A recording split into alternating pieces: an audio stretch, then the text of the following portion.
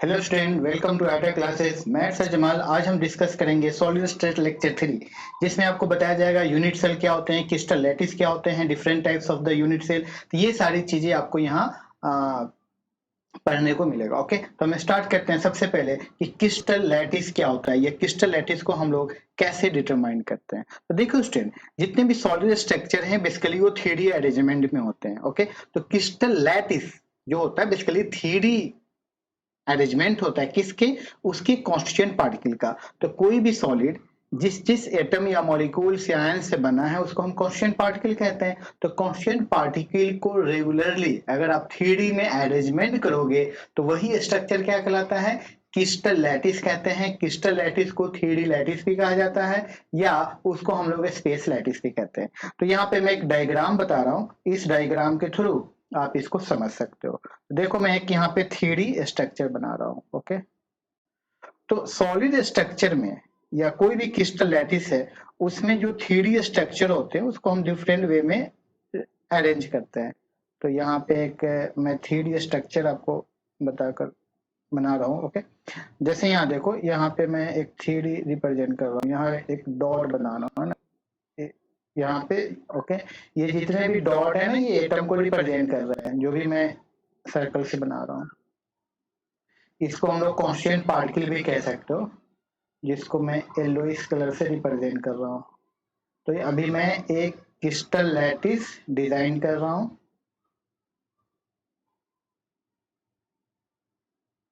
Okay okay, अब इसको क्या करो, आप इसको रिपीट अरेंजमेंट कर दो।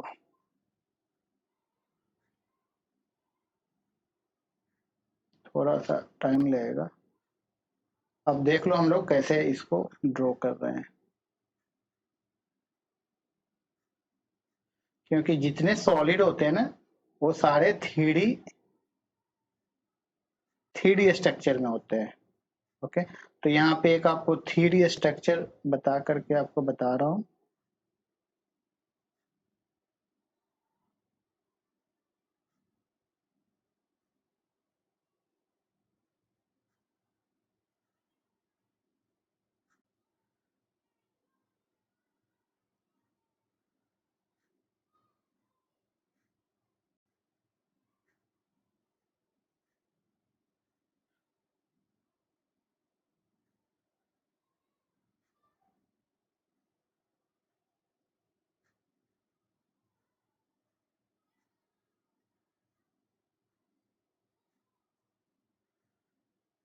ओके, तो अभी मैं बोर्ड पे जो स्ट्रक्चर आपको बना रहा हूँ, आई होप आपको ये एक 3D स्ट्रक्चर दिख रहा होगा। इसमें आपको ऐसा दिख रहा होगा कि एक मैंने क्यूब बनाया, और वो क्यूब हर साइड में क्या है, उसी का एक आपको रिपीटिंग स्ट्रक्चर बनता हुआ दिख रहा है। तो यही रिपीटिंग स्ट्रक्चर को हम लोग क्या कहते हैं, क्रिस्टल लैटिस करते हैं। ओके, तो आई होप आपको इसमें दिख रहा होगा। तो आप इसमें देखो, इसमें ध्यान से देखना। इसमें हर एक कॉर्नर को मैंने एक डॉट से रिप्रेजेंट किया है ना, यहाँ एक डॉट है, यहाँ एक डॉट है। तो ये जो रिपीटिंग स्ट्रक्चर है, अब अगर आप ध्यान से देखोगे तो आपको दिख रहा होगा कि मैंने इस स्ट्रक्चर को, ये जो स्ट्रक्चर है, अगर इसको बाहर निकालोगे तो आपको ऐसा दिख रहा होगा, एक क्यूब दिख रहा होगा, है ना, इस तरह से। तो आपको दिख रहा होगा कि ये जो क्रिस्टल लैटिस मैंने डिजाइन किया, ये सब क्या है, तो ये सब इस स्ट्रक्चर का रिपीटिंग अरेंजमेंट है। इसी स्ट्रक्चर को अगर हम बार बार रिपीट करें तो आपको ये टोटल इंटायर क्रिस्टल बनता हुआ दिखेगा, है ना। तो इसको हम लोग क्या कहते हैं, इसको हम लोग कहते हैं crystal lattice. This one is known as the crystal lattice. Basically ये कैसा स्ट्रक्चर होता है, तो ये 3D स्ट्रक्चर होता है। तो कोई भी सॉलिड हो, तो सॉलिड को अगर हमें स्ट्रक्चर बनाना है तो हम क्या कहते हैं, उसके कॉन्स्टिट्यूएंट पार्टिकल को 3D में अरेंजमेंट करते हैं। वो होल अरेंजमेंट क्या कहलाता है, होल अरेंजमेंट को हम लोग क्रिस्टल लैटिस कहते हैं।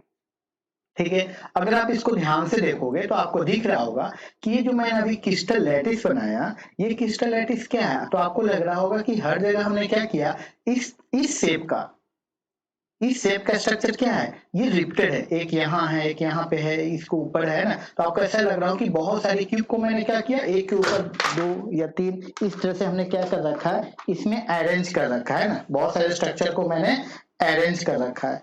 तो इसका जो स्मॉलेस्ट पोर्शन है, ये जो मैं बाहर निकाला हूं, इस स्मॉलेस्ट पोर्शन को हम लोग नाम देते हैं यूनिट सेल। क्या कहते हो, यूनिट सेल। तो ओवरऑल जो भी क्रिस्टल लैटिस होते हैं, उसका जो स्मॉलेस्ट पोर्शन है, उस स्मॉलेस्ट पोर्शन को अगर बार बार आप रिपीट करोगे तो हमको क्या मिलेगा, एक इंटायर क्रिस्टल बन जाएगा। तो इस स्मॉलेस्ट पोर्शन को हम लोग क्या कहते हैं, यूनिट सेल कहते हैं।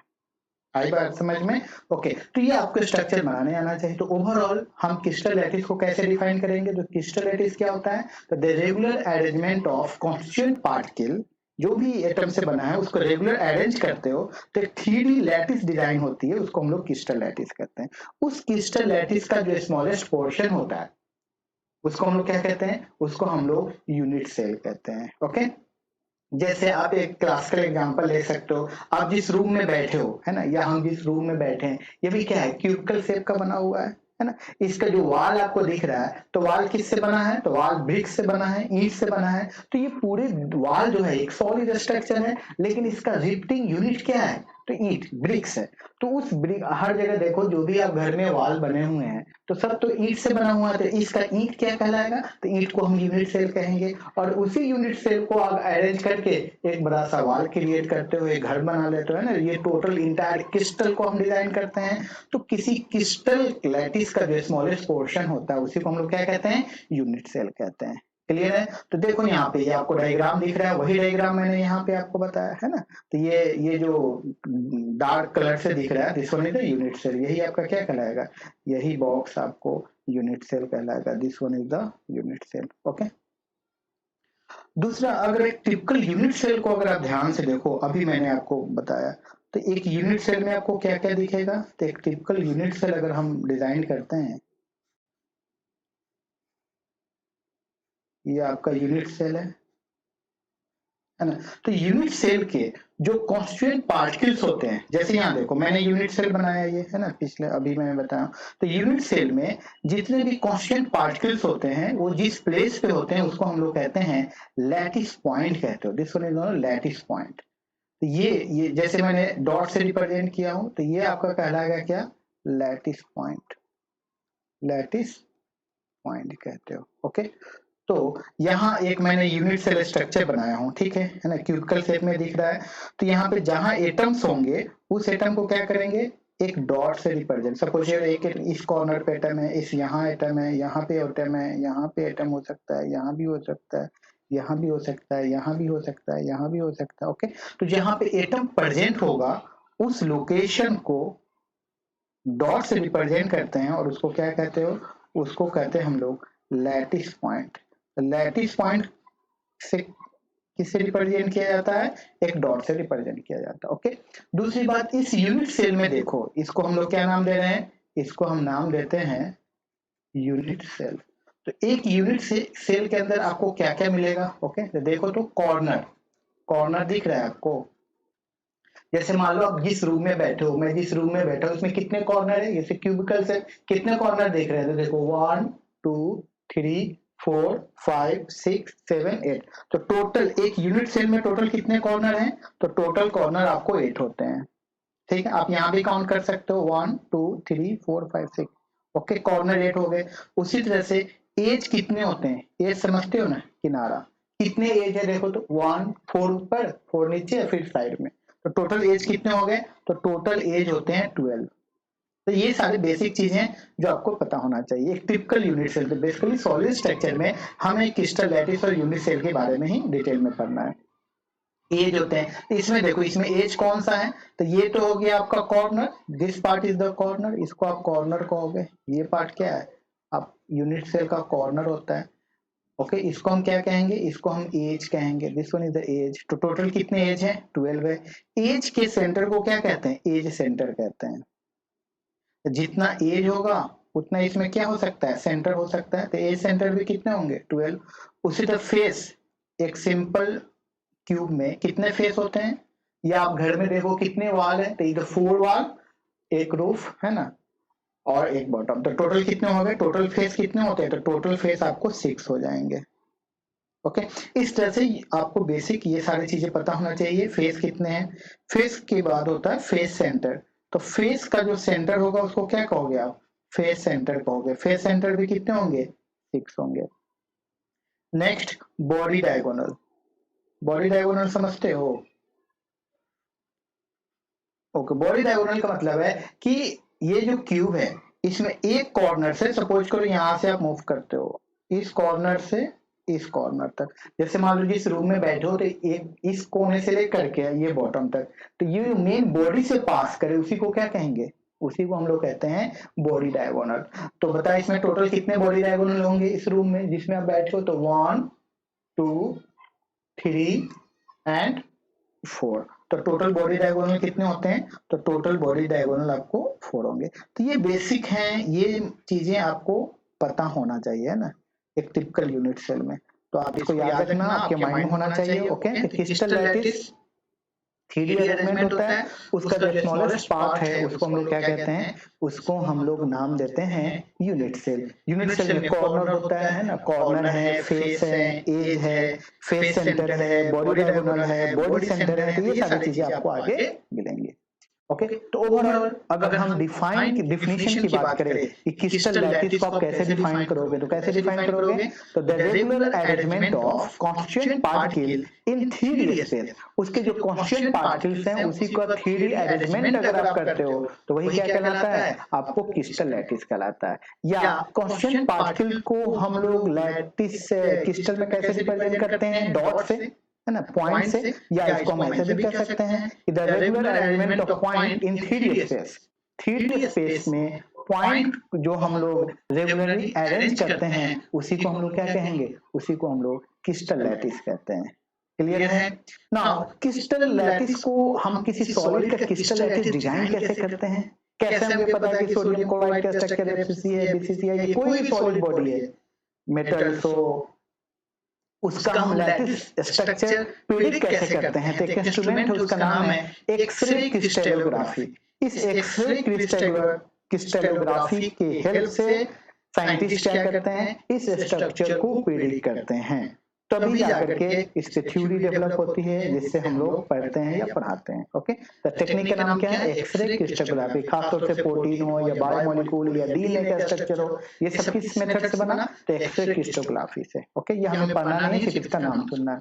दूसरा, इसके जो कांस्टिट्यूएंट पार्टिकल्स होते हैं क्रिस्टल लैटिस में उसको कैसे रिप्रेजेंट करते हो, तो एक डॉट से, तो उसको हम लोग डॉट से रिप्रेजेंट करते हैं और उसको क्या कहते हैं, इसको हम लोग कहते हैं लैटिस पॉइंट।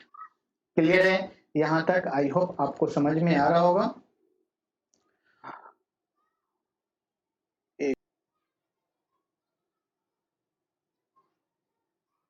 ओके, तो ये बेसिक है जो आपको पता होना चाहिए कि क्रिस्टल लैटिस को हम लोग कैसे डिजाइन करेंगे। एक मिनट,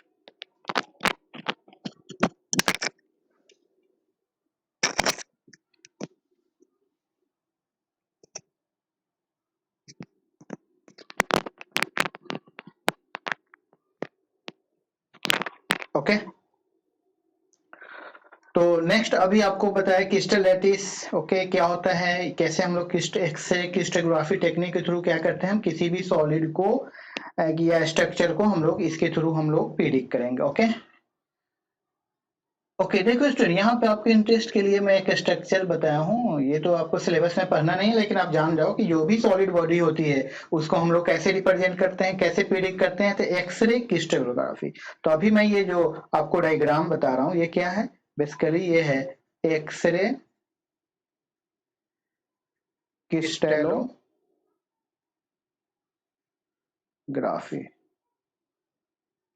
एक्सरे क्रिस्टलोग्राफी टेक्निक कहते हैं इसको। ओके, तो एक्सरे क्रिस्टलोग्राफी टेक्निक है, इस मेथड के थ्रू क्या होता है कि कोई भी सॉलिड का स्ट्रक्चर प्रिडिक्ट करते हो। कैसे प्रिडिक्शन होता है, तो बेसिकली इससे एक्सरे बीम पास की जाती है। एक्सरे रे, यहाँ देखो ये एक्सरे रे का सोर्स है। ओके, इसको एक स्लिट से पास करते हैं, यहाँ पे क्रिस्टल है आपका, है ना, कोई भी क्रिस्टल है जिसका हमको स्ट्रक्चर क्या करना है, प्रिडिक्ट करना है, तो इस पे एक्सरे रे पास किया जाता है ना, एक्सरे रे पास किया और यहाँ स्कैटरिंग होती है लाइट की, यहाँ से एक्स रे क्या होता है, स्कैटर करते हैं और यहाँ पे स्क्रीन होता है।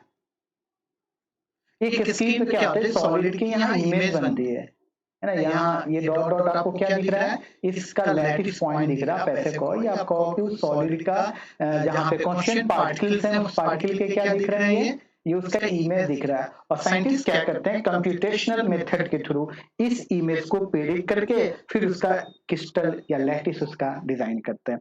बेसिकली जितने भी ड्रग डिजाइनिंग है या बायोमोलिक्यूल के स्ट्रक्चर है या प्रोटीन का स्ट्रक्चर है या डीएनए स्ट्रक्चर आपने पढ़ा होगा, तो डीएनए के स्ट्रक्चर ये सब किस मेथड से आया है, इसी मेथड से आया, एक्सरे क्रिस्टोग्राफी टेक्निक के थ्रू। तो ओवरऑल इस स्ट्रक्चर में क्या होता है, तो यहाँ क्रिस्टल है ना, जिसका आपको स्ट्रक्चर प्रेडिक्ट करना है, तो उससे एक्सरे पास करते हैं। एक्सरे में डिफ्रैक्शन होता है, डिफ्रैक्शन जैसे लाइट पास करेगी किसी कांस्टेंट पार्टिकल पे तो क्या होगा, वहां पे डिफ्रैक्शन होगा। उस डिफ्रैक्शन का क्या होता है, इमेज बनती है। तो इमेज आपका इलेक्ट्रॉन डेंसिटी मैपिंग के थ्रू इमेज बनता है। और फाइनली इसको साइंटिस्ट एटॉमिक मॉडल के थ्रू प्रेडिक्ट करते हैं कि आपका कैसा स्ट्रक्चर होगा। तो ओवरऑल कि सॉलिड या किसी भी क्रिस्टल का स्ट्रक्चर कैसे प्रेडिक्ट करते हो, तो हम लोग एक्सरे क्रिस्टोग्राफी टेक्निक के थ्रू प्रेडिक्ट करते हैं। डन, आगे बढ़ते हैं। नेक्स्ट है यूनिट सेल, कि हम लोग यूनिट सेल को कैसे प्रेडिक्ट करोगे या यूनिट सेल आपका स्ट्रक्चर क्या होता है ना। तो अभी आपको बताया कि यूनिट सेल स्ट्रक्चर जो हम लोग ओके। हेलो स्टूडेंट, अब हम लोग यूनिट सेल के बारे में आते हैं। यूनिट सेल होता क्या है, तो देखो स्टूडेंट अभी आपको बताया कि जो क्रिस्टल के जो स्मॉलेस्ट पोर्शन है जिसको हम डिफरेंट वे में अरेंज करें या डिफरेंट डायरेक्शन में हम अरेंज करें, उसको हम क्या कहेंगे, यूनिट सेल कहते हैं। तो यूनिट सेल होता क्या है, तो यूनिट सेल एक स्मॉलेस्ट पोर्शन होता है किसका, एंटायर क्रिस्टल लैटिस का, जिसको हम डिफरेंट डायरेक्शन में अगर अरेंज करेंगे तो क्या क्रिएट होगा, सॉलिड बॉडी या क्रिस्टल बॉडी प्रोड्यूस होती है। उसी को हम लोग क्या कहते हैं, यूनिट सेल कहते हैं। ओके, तो यूनिट सेल को हम डिफाइन कैसे करते हैं, the smallest portion of the crystal lattice which when repeated in different direction to produce entire lattice is called unit cell. अब यहाँ देखो, जैसे मैं यूनिट सेल का स्ट्रक्चर आपको यहाँ डिजाइन कर रहा हूँ, एक मिनट। दूसरा यहाँ टॉपिक है वो ये है कि एक यूनिट सेल को डिफाइन करने के लिए कितने पैरामीटर की जरूरत होती है। तो एक यूनिट सेल को डिफाइन करने के लिए 3 पैरामीटर की जरूरत होती है। तो यहाँ देखो मैं एक यूनिट सेल आपको बता रहा हूं,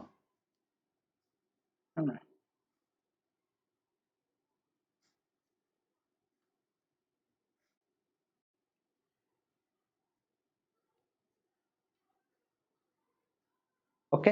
ये यूनिट सेल है, इसका हम एज लेंथ चेंज कर देते हैं। सपोज करो इसके 3 डिफरेंट एज लेंथ है, कौन कौन है, तो इसको मैं एक्सिस पे पहले चेंज कर दूं। मान लो ये एक्स एक्सिस के लॉन्ग है, ये आपका वाई एक्सिस के लॉन्ग है और ये आपका क्या है, जेड एक्सिस है। ठीक है, तो इसमें 3 डिफरेंट एज कर देता हूं। मान सपोज करो ये इसका एज लेंथ, एक मिनट,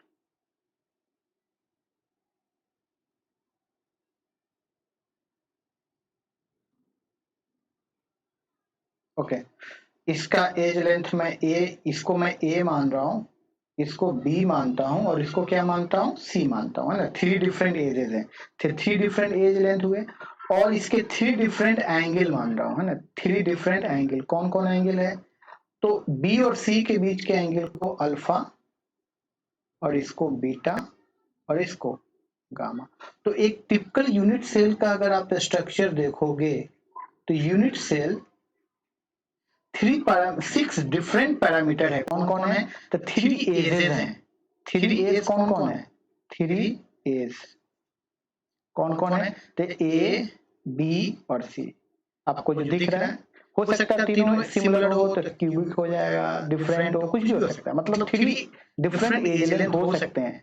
उसके बाद 3 एंगल्स आपको दिख रहे हैं, 3 एंगल्स कौन कौन है, अल्फा बीटा एंड गामा।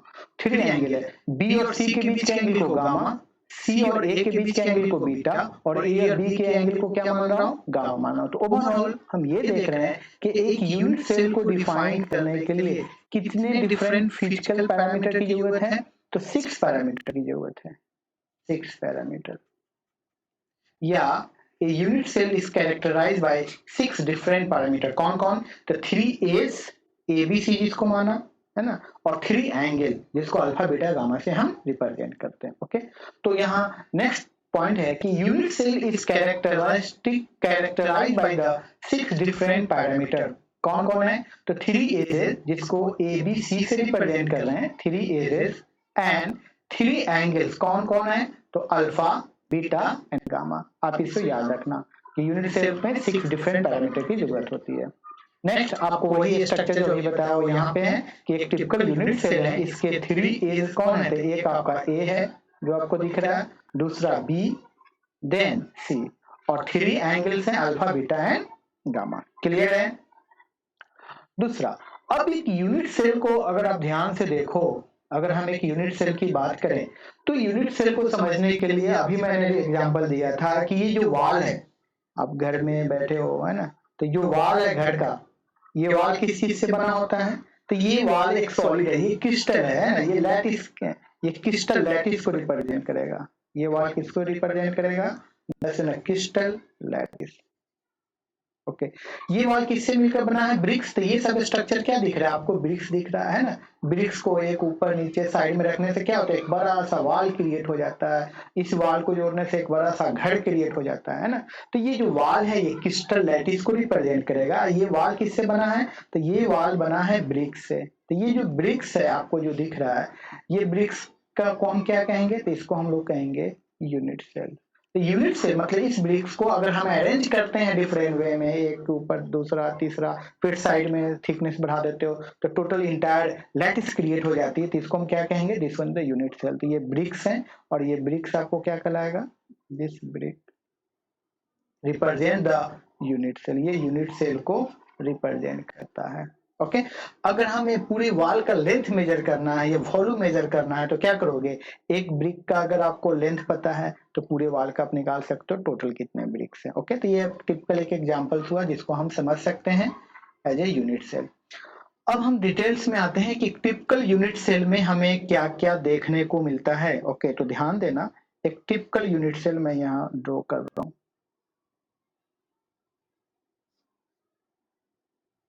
एक मिनट,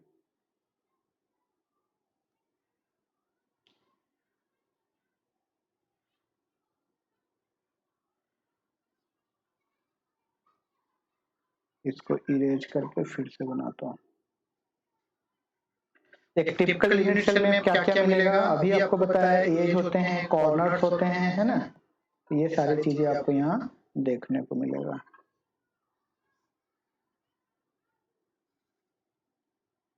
ओके, तो आप ध्यान देना, आपको नोट करना है साथ साथ, तभी आपको बेनिफिट मिलेगा सॉलिड स्ट्रक्चर। क्योंकि सॉलिड स्ट्रक्चर में मोस्टली डायग्राम क्या होते हैं? 3D होते हैं, इसलिए आपको ध्यान से इसको समझना है।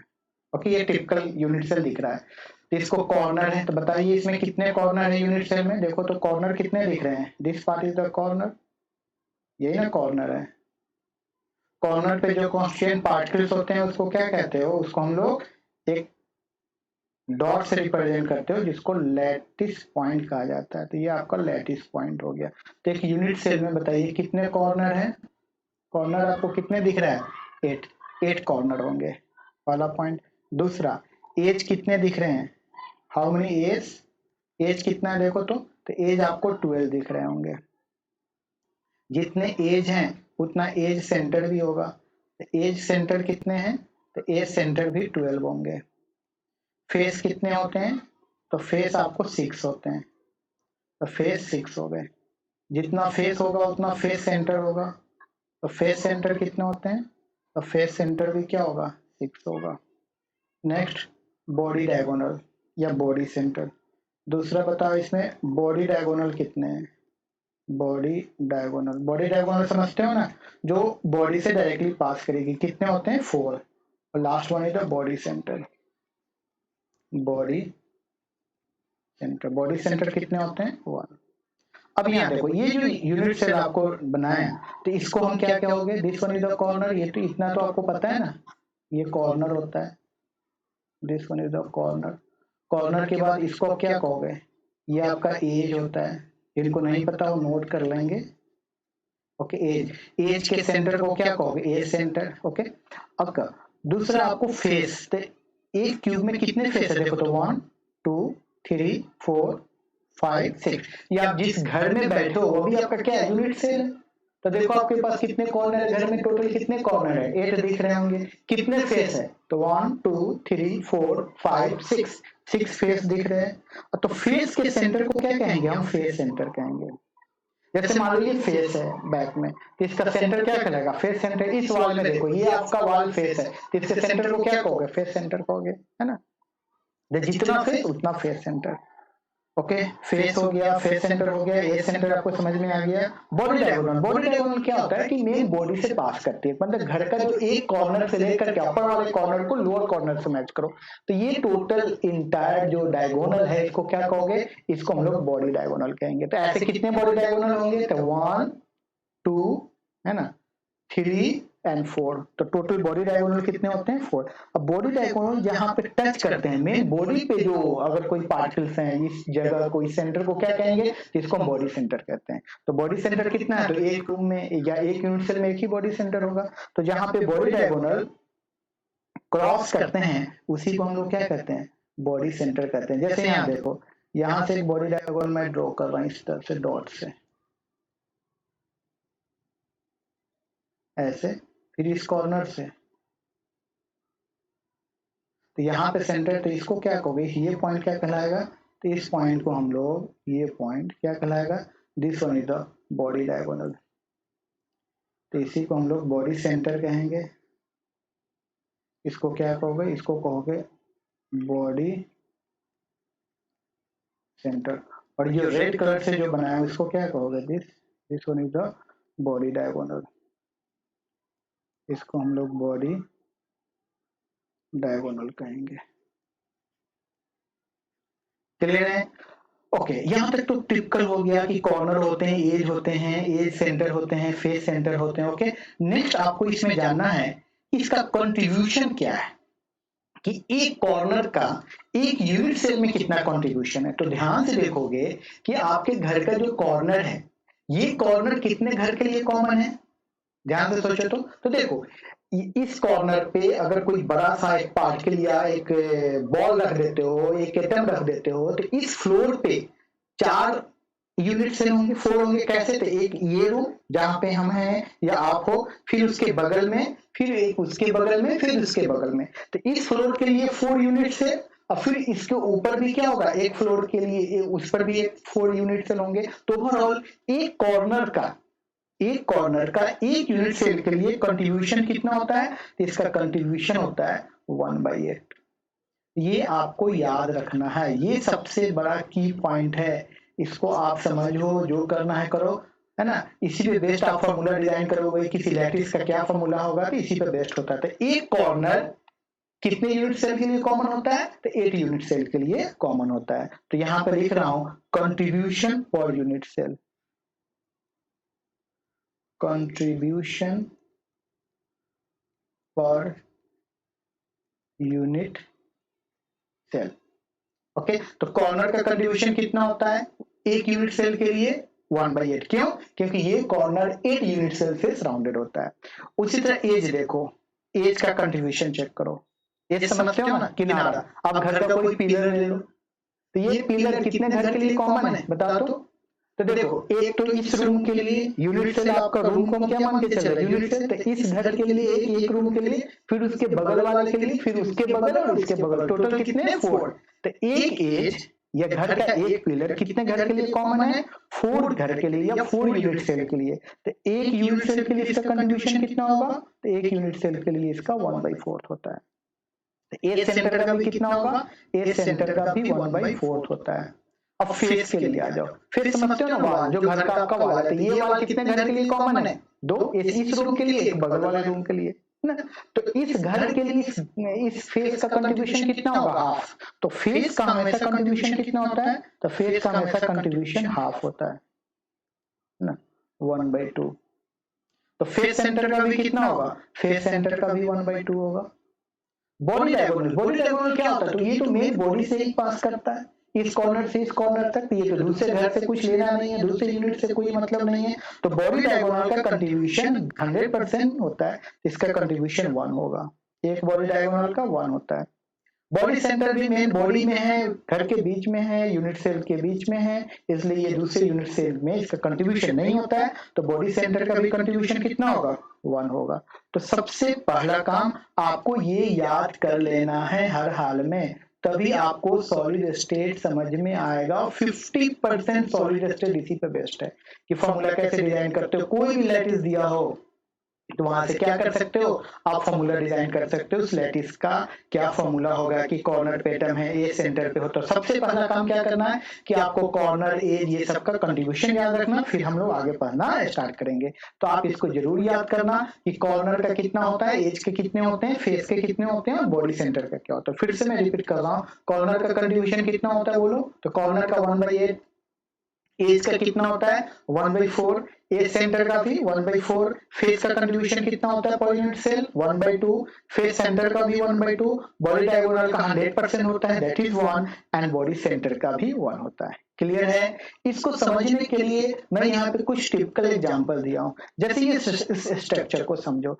ये कॉर्नर है, घर के कॉर्नर पे ही आपका एटम या स्फीयर रखा हुआ है, तो ये कॉर्नर देखो, तो ये स्फीयर कितने घर के लिए कॉमन है, तो देखो ये आपका एक 1 2 3 4, तो 4 यूनिट सेल तो आपको इसी फ्लोर पे दिख गया, 4 इसके ऊपर दिख रहे हैं, यहाँ पे देखो 5 6 7 8, मतलब ये स्फीयर कितने घर के लिए कॉमन है, देखो तो कॉर्नर पे है, तो 8 के लिए, तो एक घर के लिए कंट्रीब्यूशन कितना होगा 1/8, है ना। तो ये किसको रिप्रेजेंट करेगा, तो ये रिप्रेजेंट कर रहा है आपको कॉर्नर को, तो कॉर्नर का कंट्रीब्यूशन कितना होता है 1/8।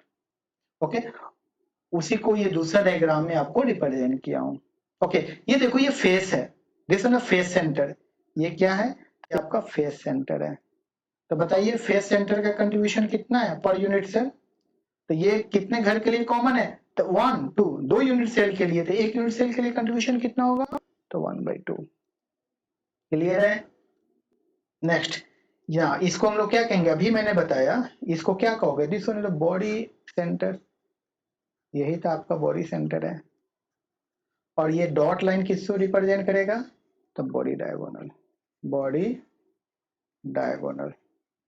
तो बताइए बॉडी डायगोनल का कंट्रीब्यूशन, बॉडी डायगोनल 4 है, बॉडी सेंटर कितना है 1 है, तो इसका कंट्रीब्यूशन भी कितना होता है 1 होगा, क्योंकि दूसरे यूनिट सेल के लिए शेयर नहीं है।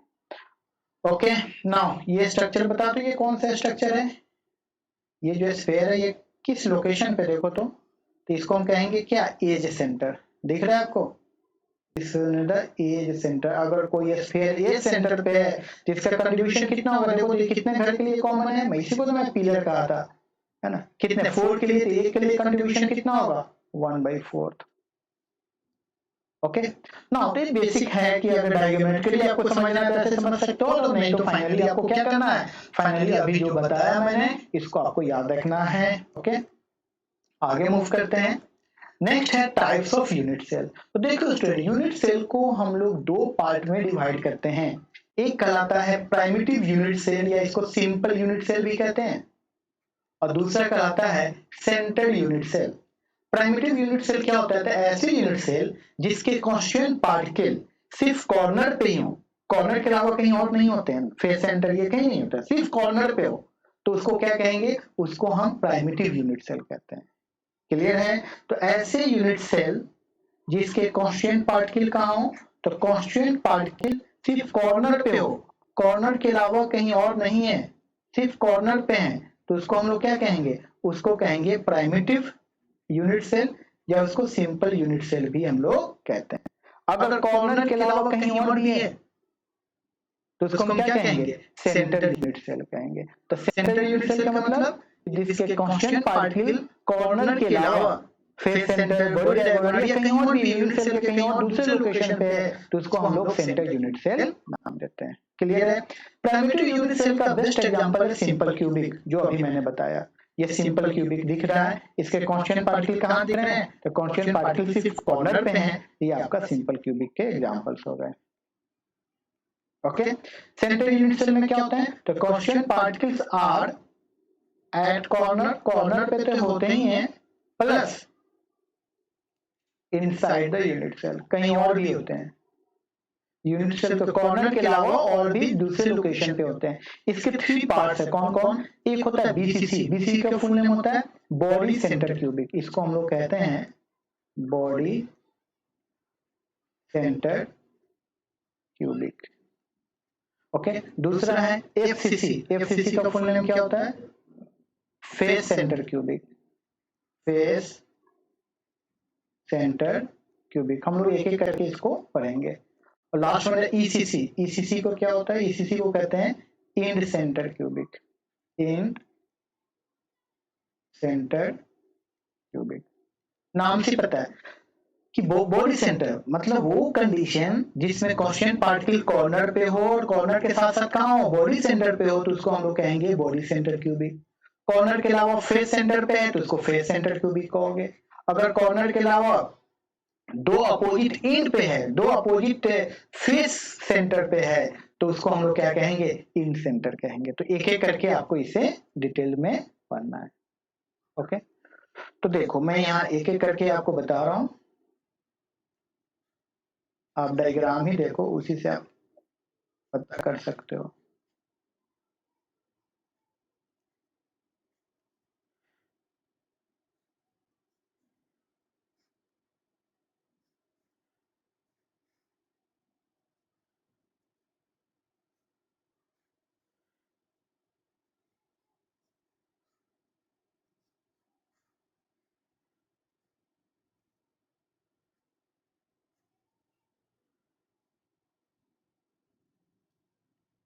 ओके, अब इसमें कांस्टेंट पार्टिकल को मैं अरेंज कर रहा हूं। इसके कांस्टेंट पार्टिकल आपको देखना है।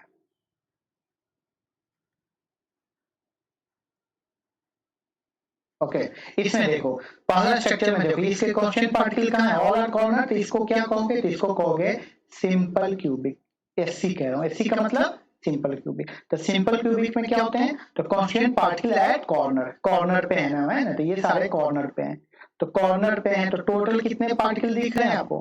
कॉर्नर पे हैं टोटल कितने हैं? तो 8 कॉर्नर है तो 8 पार्टिकल्स होंगे, है ना। एक कॉर्नर का कंट्रीब्यूशन एक यूनिट सेल के लिए कितना होता है? 1/8। तो इसमें टोटल एटम कितने हो जाएंगे? टोटल एटम या number of atom per unit cell,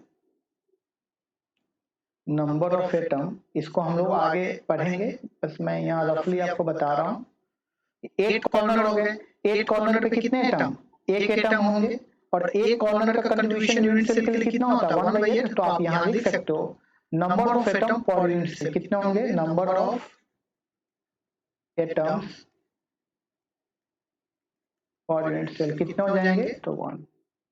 अब यहाँ देखो ये स्ट्रक्चर में अभी एटम को अरेंज नहीं किया, तो मैं एटम को अरेंज कर रहा हूँ इस तरह से। कॉर्नर पे एटम है, सारे कॉर्नर पे दिख रहे हैं, यहाँ भी कॉर्नर है, यहाँ भी कॉर्नर है ना।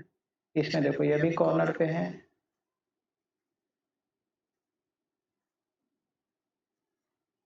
ओके, तो ये आपका फर्स्ट डायग्राम हो गया ए, ये आपका बी, और ये क्या होगा? सी। बताइए बीसी कौन सा स्ट्रक्चर है? फेस सेंटर बॉडी सेंटर क्या है? तो अभी ये दोनों बी और सी क्या है? सिंपल क्यूबिक है। ओके, अब हमें इसका बॉडी सेंटर बनाना है, तो बॉडी सेंटर पे क्या करोगे? बॉडी सेंटर पे क्या करोगे? एक कांस्टेंट पार्टिकल्स होना चाहिए। तो मान लेते हैं ये इसका बॉडी सेंटर है, यहाँ पे कांस्टेंट पार्टिकल्स हैं, इसको क्या कहोगे? इसको कहोगे बीसीसी। बताइए बीसीसी में एटम्स कहाँ होते हैं? या एटम कहो, मॉलिक्यूल कहो, या कांस्टेंट पार्टिकल कहाँ होते हैं? तो ऑल कॉर्नर कहाँ पे होते हैं? All corner plus body centre.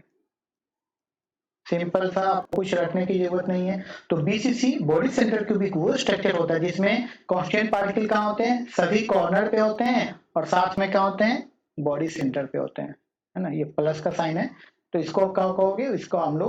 इसको हम लोग बीसीसी कहेंगे।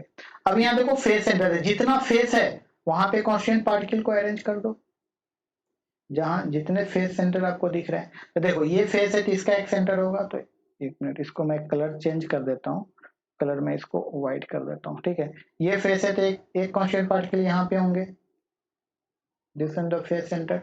इस फेस के लिए, ऊपर वाले के लिए, साइड वाले के लिए यहाँ पे होंगे, फिर बॉटम वाले के लिए फेस सेंटर ये होगा, ये जो फ्रंट वाले है इसके लिए फेस सेंटर यहाँ पे होगा, और बैक साइड का जो है उसके लिए फेस सेंटर कहाँ होगा, फेस सेंटर यहाँ पे होगा। ओके, तो ये एटम कहाँ पे है, तो ये आपका फेस सेंटर है, फेस सेंटर। और ये जो येलो कलर से रिप्रेजेंट कर रहा हूँ ये कहाँ पे है, तो ये कॉर्नर पे है। तो ऐसे लैटिस जिसके कांस्टेंट पार्टिकल कहाँ हो, तो कांस्टेंट पार्टिकल कॉर्नर पे है, साथ साथ फेस सेंटर पे है, तो उसको क्या कहोगे, एफसीसी लैटिस हम लोग नाम देते हैं। तो यहाँ पे एटम कहाँ पे है, एटम कहो या कांस्टेंट पार्टिकल्स को, है ना। तो एटम्स कहाँ पे हैं, तो एटम्स होते हैं all corner plus face centre, face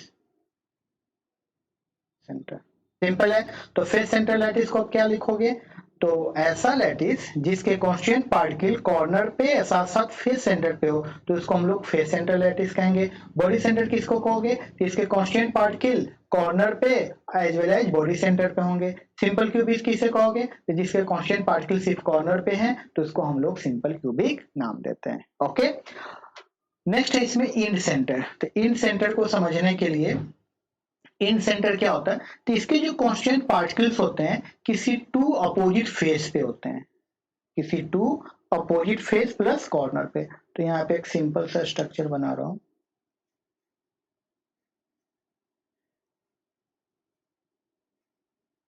okay, इसके कांस्टेंट पार्टिकल, तो कांस्टेंट पार्टिकल कहाँ पे, कॉर्नर पे तो होंगे ही, तो कॉर्नर पे पार्टिकल को अरेंज कर रहा हूँ इस तरह से, ये कॉर्नर हो गया, ये कॉर्नर पे पार्टिकल्स हैं। और कॉर्नर के अलावा कहाँ है, तो कॉर्नर के अलावा टू अपोजिट फोर्स फेस होंगे। सपोज करो ये एक फेस सेंटर है, ये एक फेस सेंटर है, इसको हम लोग क्या कहेंगे, इन सेंटर क्यूबिक, शॉर्ट फॉर्म में ईसीसी लिखते हैं। तो ईसीसी में कांस्टेंट पार्टिकल्स कहाँ है, या एटम्स कहाँ पे होते हैं, एटम्स कहाँ पे होते हैं, तो all corner plus two opposite face centre. Okay, तो इसको हम लोग क्या कहोगे, ईसीसी, इन सेंटर क्यूबिक कहोगे। तो ये आपका फेस सेंटर है और ये आपका फेस सेंटर। ओवरऑल हमने ये पढ़ा कि यूनिट सेल दो टाइप्स के होते हैं, प्राइमिटिव एंड सेंटर। प्राइमिटिव किसको कहोगे, तो प्राइमिटिव यूनिट सेल वो होता है जिसके कांस्टेंट पार्टिकल कहाँ हो, कांस्टेंट पार्टिकल सिर्फ कॉर्नर पे ही हो, तो उसको हम लोग प्राइमिटिव यूनिट सेल कहेंगे। इसका एग्जांपल सिंपल क्यूबिक है, ठीक है। सेंटर यूनिट सेल किसे कहोगे, तो सेंटर यूनिट सेल क्या होता है, तो ऐसे यूनिट सेल जिसके कांस्टेंट पार्टिकल कॉर्नर के साथ साथ कहीं और भी हो यूनिट सेल के अंदर, तो उसको हम लोग सेंटर यूनिट सेल कहेंगे। ये 3 टाइप्स के होते हैं, कौन कौन, तो बीसीसी, एफसीसी और एसीसी। बीसीसी का मतलब बॉडी सेंटर क्यूबिक, जहां पे कांस्टेंट पार्टिकल कहाँ होते हैं, तो ऑल कॉर्नर और साथ साथ बॉडी सेंटर पे होगा, तो उसको हम लोग बीसीसी कहोगे। फेस सेंटर क्यूबिक किसको कहोगे, तो जिसके कांस्टेंट पार्टिकल कॉर्नर के साथ साथ फेस सेंटर पे हो, तो उसको हम लोग फेस सेंटर क्यूबिक कहोगे। ईसीसी का किसे कहोगे, इन सेंटर क्यूबिक, तो जिसके constant particle all corner as well as two opposite face centre पे हो, तो उसको हम लोग ईसीसी कहते हैं। ईसीसी का मतलब इन सेंटर क्यूबिक। क्लियर है, तो अब हम लोग इसमें आगे बढ़ते हैं। अब इसको आप डिफिनीशन है एक एक करके आपको यहाँ पर डिफाइन किया गया है कि प्राइमिटिव यूनिट सेल क्या होता है ना, तो ऐसे यूनिट सेल जिसके कांस्टेंट पार्टिकल कहाँ हो, सिर्फ कॉर्नर पे हो। सेंटर यूनिट सेल क्या होता है, जिसके कांस्टेंट पार्टिकल कॉर्नर पे हो, साथ साथ कॉर्नर के अलावा कहीं और भी हो सेंटर के अंदर, तो उसको हम लोग सेंटर यूनिट सेल कहोगे। प्राइमिटिव क्यूबिक, जिसको हम लोग सिंपल प्राइमिटिव क्यूबिक भी कहते हैं, और इसको हम लोग दूसरा नाम क्या देते हो, दूसरा नाम इसको हम लोग सिंपल क्यूबिक भी कहते हैं, सिंपल क्यूबिक, जिसको शॉर्ट फॉर्म में क्या लिख रहा हूं, एससी।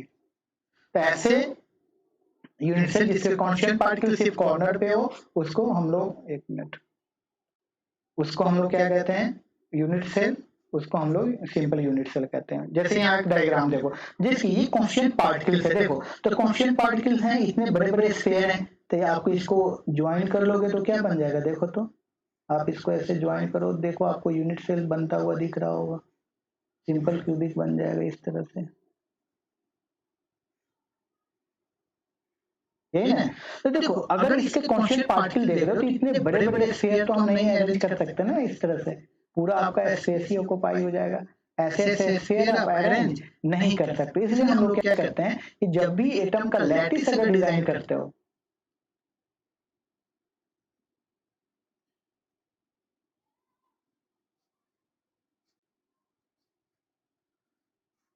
एक मिनट, इसको इरेज करता हूँ, थोड़ा डायग्राम सही से नहीं बन रहा है। तो हम ये जो बड़े स्फीयर आपको दिख रहे हैं, जो कॉन्स्टिट्यूएंट पार्टिकल आपको बहुत बड़े बड़े दिख रहे हैं, उसको हम लोग क्या करते हैं, उसको हम लोग छोटा बनाते हैं, क्योंकि बड़ा बनाओगे तो फिर आपको स्टडी करने में क्या होगा, प्रॉब्लम होगा। इसलिए कॉन्स्टिट्यूएंट पार्टिकल को डॉट से रिप्रेजेंट किया जाता है। इसलिए जहाँ पे बड़े बड़े स्फीयर आपको दिख रहे हैं, वहां पे हम लोग क्या करते हैं, एक छोटा छोटा डॉट इस तरह से रिप्रेजेंट कर देते हैं। बेसिकली ये डॉट इतना, ये एटम छोटे नहीं होते, क्या होते हैं, बड़े होते हैं, लेकिन ये टोटल स्फीयर बन जाएगा, बहुत बड़ा हो जाएगा, लेंदी हो जाएगा, स्टडी करने में प्रॉब्लम होता है, इसलिए हम इसको डॉट से रिप्रेजेंट करते हैं। दिस वन लैटिस पॉइंट, यही डॉट या लैटिस पॉइंट कहलाता है। लेकिन रियल में स्ट्रक्चर कैसा होता है, तो रियल में स्ट्रक्चर तो ये ऐसा होता है, इतने बड़े बड़े स्फीयर यहाँ पे बनेंगे। अगर हम यहाँ पे बड़ा स्फीयर बना दें तो फिर क्या होगा, स्टडी करने में प्रॉब्लम होगा। जैसे इतने बड़े बड़े अगर स्फीयर हम लगे बनाने, तो फिर आपको भी समझने में प्रॉब्लम होगा, है ना। इस तरह से स्फीयर अगर आप बनाने लगे तो क्या होगा, पूरा जगह ऑक्युपाई हो जाएगा, स्टडी करने में भी क्या होगा, प्रॉब्लम आएगी इस तरह से। इसलिए हम लोग क्या करते हैं, इसको डॉट से रिप्रेजेंट करते हैं। ओके, बॉडी सेंटर में क्या होगा, सिंपल, जिसके कॉन्स्टेंट पार्टिकल कॉर्नर पे हैं, ये तो दिख ही रहा है कॉर्नर पे हैं, और कॉर्नर के अलावा कहाँ पे दिख रहा है, दिस वन बॉडी सेंटर, यही तो बॉडी सेंटर है, बॉडी सेंटर। इसी को हम लोग क्या कहेंगे, बीसीसी कहते हैं, this one body centre cubic. Clear है। तो हमें ये डायग्राम माइंड में रखना, अगर बोर्ड में आता है तो आपको ये डायग्राम प्रैक्टिस करना, ये सब चीज समझने के लिए इसकी जरूरत नहीं है ना, तो ये सबका जरूरत आपको नहीं है। ये 3D स्ट्रक्चर है, इतने बड़े बड़े स्फीयर आप नहीं बना सकते हो, तो आपको ये बोर्ड के लिए या ये आपको नोट करना है तो सिर्फ आपको ये डायग्राम नोट करना है। ओके, नेक्स्ट है फेस सेंटर, सिंपल है। तो ऐसे सॉलिड जिसके कॉन्स्टिट्यूएंट पार्टिकल कॉर्नर पे हो, जैसे यहाँ देखो कॉर्नर दिख रहा है, कॉर्नर पे हो, कॉर्नर के अलावा कहाँ हो, फेस सेंटर हो। तो यहाँ देखो ये कॉर्नर है, जितने कॉर्नर है वहां पे येलो कलर से दिख रहा है ना, तो ये आपका क्या है, this one is the corner. तो कॉर्नर पे कॉन्स्टिट्यूएंट पार्टिकल दिख रहे हैं कॉर्नर, और ये क्या है, जो रेड स्फीयर दिख रहा है, this one is the face centre. तो कॉर्नर के अलावा फेस सेंटर पे हो तो उसको हम लोग क्या कहेंगे, फेस सेंटर क्यूबिक कहते हैं, जिसको शॉर्ट फॉर्म में एफसीसी से रिप्रेजेंट किया गया। ना इसी डायग्राम को अगर रियल में देखो तो आपको इस तरह से दिखेगा, है ना, तो बहुत ही लेंदी हो जाएगा। देखो तो ये इस तरह से स्फीयर बनता हुआ दिख रहा है, ऐसे, ये ना, ऐसे तो आपको स्ट्रक्चर बनाने से डिफिकल्ट होगा, इसलिए आपको ये डायग्राम आपको नोट करना है। इन सेंटर क्या होता है, अभी मैंने बताया कि ऐसे स्फीयर, ऐसे यूनिट सेल जिसके कॉन्स्टिट्यूएंट पार्टिकल कॉर्नर पे हो किसी दो अपोजिट फेस सेंटर को, जैसे यहाँ देखो एक यहाँ फेस सेंटर है, ये आपका फेस सेंटर है, और फिर ये फेस सेंटर है, तो इसको हम लोग इन सेंटर। तो ओवरऑल हमें यहाँ पे 4 डिफरेंट तरह के यूनिट सेल आपको पढ़ना है। एक प्राइमिटिव यूनिट सेल जिसको सिंपल यूनिट सेल कहते हो, end centre unit cell, body centre unit cell, और लास्ट में क्या पढ़ा, लास्ट में आपने पढ़ा face centre unit cell. Okay, I hope आपको ये सारी चीजें समझ में आई होंगी। ओके, तो हम लोग आगे बढ़ते हैं। अब नेक्स्ट है कि क्रिस्टल सिस्टम। क्रिस्टल सिस्टम क्या होता है कि टिपिकल यूनिट सेल के अंदर 6 डिफरेंट पैरामीटर है। कौन कौन है, तो 6 डिफरेंट पैरामीटर कौन कौन है, तो 3 एज होता है, a b c, and 3 different angle है, अल्फा बीटा एंड गामा। तो ये जो 6 डिफरेंट पैरामीटर है, इस पे बेस्ड हम लोग डिफरेंट टाइप्स के क्रिस्टल सिस्टम डिजाइन करते हैं। क्रिस्टल सिस्टम कितने तरह के होते हैं क्रिस्टल सिस्टम, तो ये आपको मिलेंगे 7 टाइप्स के। तो आपको 7 डिफरेंट टाइप्स के क्रिस्टल सिस्टम आपको पढ़ने हैं, किसके बेसिस पे, on the basis of 6 different parameter of the unit cell, 3 edge and 3 angle. तो 7 डिफरेंट टाइप्स के क्रिस्टल सिस्टम कौन है, तो ये आपको थोड़ा रट्टा मारना होगा, है ना, ये यहाँ पे आपको। तो कौन है 7, तो यहाँ देखो कौन कौन है, तो cubic, tetragonal, orthorhombic, monoclinic, triclinic, hexagonal and rhomboidal. यहाँ कुछ एलिमेंट्स के नाम हैं जो उसके रियल उसके फॉर्म में है, जैसे क्यूबिक देखो फ्लोराइड क्यूबिक के फॉर्म में पाया जाता है, उसका कलर कुछ ऐसा होता है। उल्फेनाइड कुछ इस तरह से होते हैं, ट्रांजाइड, ये सब आपको याद नहीं करना है, बस आपको इंटरेस्टिंग बनाने के लिए इसको बताया गया है। तो ये सब की जरूरत नहीं है, आपको क्या करना है, आपको सिर्फ ये cubic, tetragonal, orthorhombic, monoclinic, triclinic, hexagonal और रोम्बोइडल क्या करना है, ये याद रखना है, इसके पैरामीटर आपको याद रखने हैं। ओके, ये स्ट्रक्चर है जो ऑलरेडी एनसीईआरटी में गिवन होगा, तो सेम की भी जरूरत नहीं है। क्यूबिक में देखो, क्यूबिक में क्या होता है, इसके 3 एज और 3 एंगल तीनों सिमिलर है।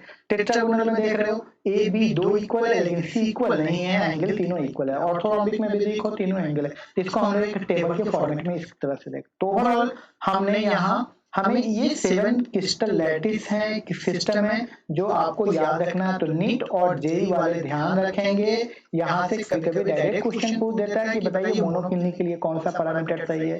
तो ये इसमें 3 डिफरेंट एज लेंथ है और 3 एंगल्स हैं, है ना। तो इसको आपको समझ लेना है। तो कौन कौन है, तो सी क्यूबिक टेट्रागोनल, इसको ट्रिकली याद करना है। तो एक मैं ट्रिक बता रहा हूँ, लोकल ट्रिक है, CTO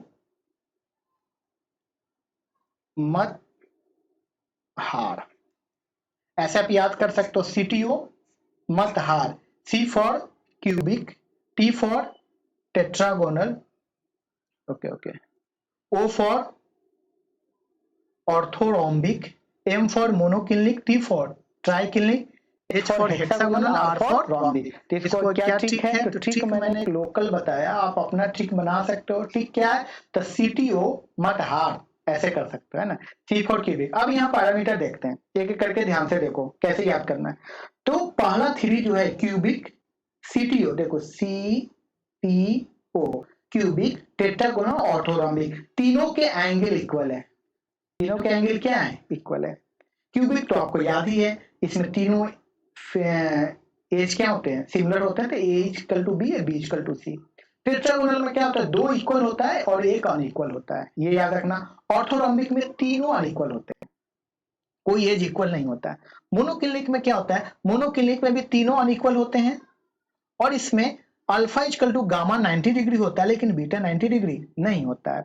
ट्राइक्लिनिक में क्या होता है, तीनों एज अनइक्वल होते हैं और तीनों एंगल अनइक्वल होते हैं। तो ट्राइक्लिनिक थोड़ा फेमस है, आपको याद करना भी आसान है। मोनोक्लिनिक में याद करो, मोनोक्लिनिक हो या ट्राइक्लिनिक हो, दोनों के एज अनइक्वल होते हैं। मोनोक्लिनिक में एक एज इक्वल होता है, अल्फा इक्वल टू गामा, और जो बीटा है वो अनइक्वल होता है। ट्राइक्लिनिक में तीनों अनइक्वल होते हैं, तीनों एज और तीनों एज लेंथ, तीनों एंगल्स और तीनों एज क्या होते हैं, अनइक्वल होते हैं। इसलिए यहाँ पे क्या लिखा है, A is not equal to B, B is not equal to C, यहाँ पे ये अनइक्वल होता है। हेक्सागोनल है ना, जैसे आपका पेंसिल है, हेक्सागोनल होता है। तो इसमें 2 एज इक्वल होते हैं और 1 अनइक्वल होते हैं। अल्फा बीटा 90 डिग्री, गामा है 120 डिग्री। रोम्बोहेड्रल को ट्राइगोनल भी कहते हो, इसमें तीनों एज क्या होते हैं, इक्वल होते हैं लेकिन एंगल इक्वल नहीं होते। इसको स्ट्रिक्टली याद करने का मैं यहाँ चार्ट बनाऊं, तो देखो कैसे याद करोगे। तो अभी मैंने बताया कि ये फर्स्ट 3 जो है उसके एंगल इक्वल होते हैं। तो एंगल इक्वल लिख लो, क्या लिखोगे, alpha equal to beta equal to gamma equal to कितना 90 डिग्री। यहाँ पे क्या होगा, alpha equal to beta equal to gamma equal to 90 degree, alpha equal to beta equal to gamma equal to 90 degree. ठीक है, तीनों एंगल इक्वल हो गए। अब यहाँ देखो क्यूबिक में क्या होता है, तो क्यूबिक में एज तीनों के क्या होते हैं, इक्वल्स होते हैं। तो यहाँ लिख रहा हूँ A equal to B equal to C. Okay, तो देखो जो क्यूबिक का होगा वही रोम्बोहेड्रल का होगा। जो एज 1 और 7 तीनों एक साथ होते हैं, तो यहाँ भी क्या लिखोगे, A equal to B equal to C. ठीक है, टेट्रागोनल में क्या होता है, ए इक्वल टू बी, अब B is not equal to C, तो यहाँ भी क्या होगा, ये देखो ये अपर टू और लोअर टू दोनों सिमिलर होते हैं। तो आपको ऐसे याद करोगे तो याद हो जाएगा, A is equal to B और B is not equal to C. बस ये 2 ट्रिक काम करेगा आपको। ऑर्थोरोम्बिक में क्या होता है, A is not equal to B, B is not equal to C. Clear है, यहाँ तक तो याद हो गया। तो फर्स्ट 3 के एंगल इक्वल होते हैं, 90 डिग्री कर दिया। क्यूबिक में तीनों इक्वल होते हैं, टेट्रागोनल में 1 अनइक्वल, ऑर्थोरोम्बिक में तीनों अनइक्वल। ओके, अब मोनोक्लिनिक हो, तो मोनोक्लिनिक हो या ट्राइक्लिनिक हो, तीनों के एज अनइक्वल ही होते हैं। तो A is not equal to B, अब B is not equal to C. Triclinic में भी क्या होगा, A is not equal to B और B is not equal to C. Clear है, तो अब एंगल पे आते हैं। मोनोक्लिनिक में क्या होता है कि अल्फा इक्वल टू गामा होता है, it is 90 degree, but beta is not 90 degree, beta 90 degree के इक्वल नहीं होता है। ठीक है, इसमें तीनों इक्वल होते हैं, अल्फा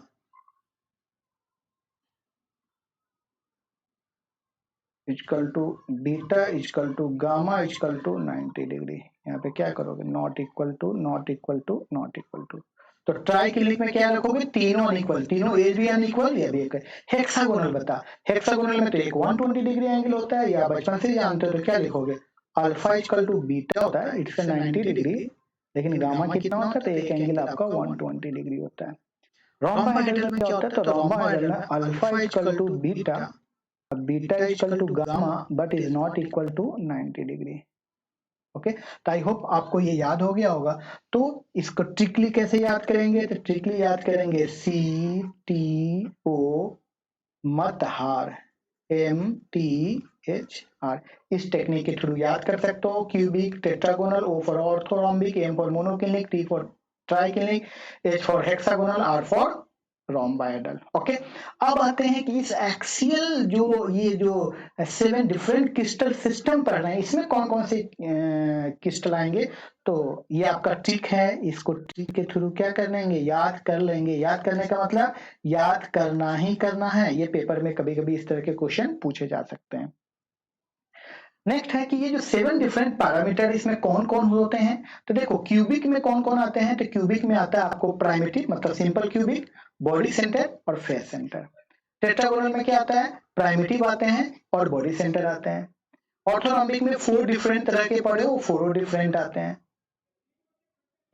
मोनोक्लिनिक में क्या आता है, प्राइमिटिव और इंड सेंटर है, बाकी सब में प्राइमिटिव। प्राइमिटिव मतलब सिंपल क्यूबिक। ये एग्जांपल से, ये एग्जांपल याद करने की जरूरत नहीं है, बस एंगल्स और ये याद कर लेना।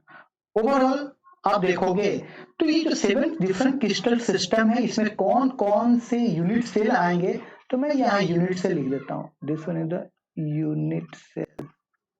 कौन कौन यूनिट सेल है, तो इसमें 3 होते हैं, इसमें कौन, इसमें 2 होते हैं, इसमें 4 होते हैं, इसमें 2 होते हैं, इसमें 1 होते हैं, इसमें 1 होते हैं, इसमें 1 होते हैं।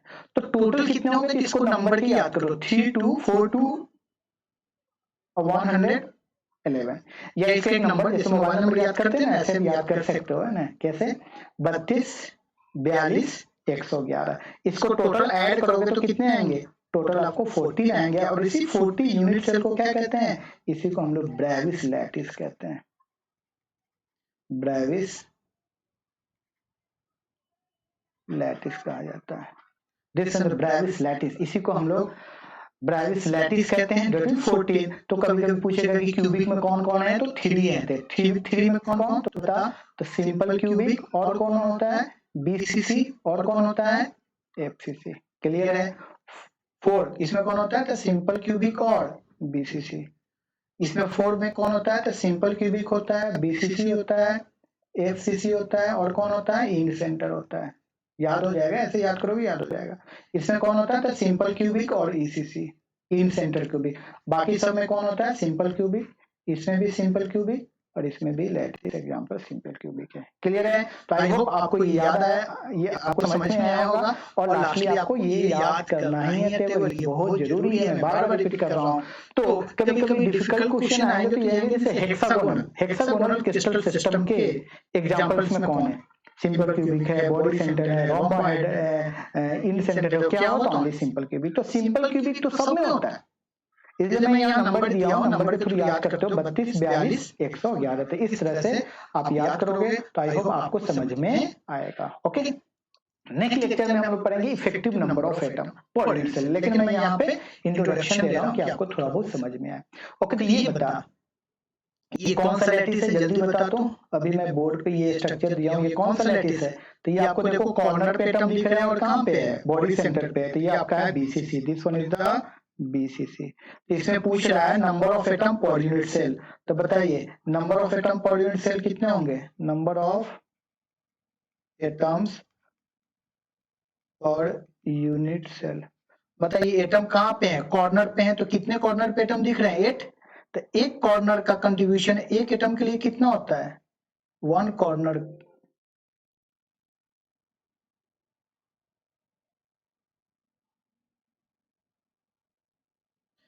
ओके, तो यहाँ पे कितने हैं टोटल, एक मिनट,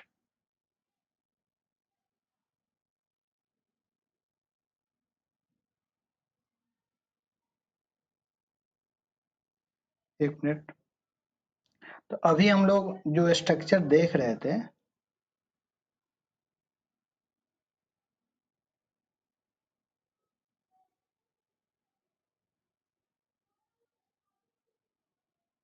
ओके, कि बीसीसी में टोटल नंबर ऑफ एटम कितने होंगे। तो देखो कितने होंगे, तो 8 कॉर्नर पे हैं, तो 8 इंटू क्या लिखोगे, 1/8 पर एटम, क्योंकि एक कॉर्नर के एक यूनिट सेल के लिए कंट्रीब्यूशन कितना होता है, 1/8 होता है, इसलिए हम 1/8 लिखा, प्लस एक कहाँ पे, एक बॉडी सेंटर पे, तो टोटल एटम कितने होंगे पर यूनिट सेल, 2 हो जाएंगे।